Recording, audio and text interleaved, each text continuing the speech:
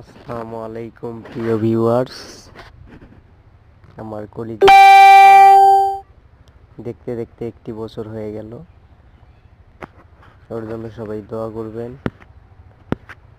ও পৃথিবীতে আসার আগে আল্লাহর কাছে চেয়েছিলাম, ছেলে মেয়ে যাই হবে আল্লাহর রাস্তায় আগে দিনের পথে যা কিছু করা লাগে সব করব,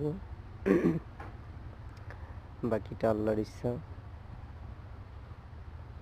দুনিয়াতে আসছে সৃষ্টিকর্তার গোলামি করার জন্য, পৃথিবীতে কারো গোলামি করার জন্য না। এটা যেমন আমি বুঝি, শিক্ষাটা আমার সন্তানকেও দিব ইনশাআল্লাহ। আল্লাহ যদি কবুল করে।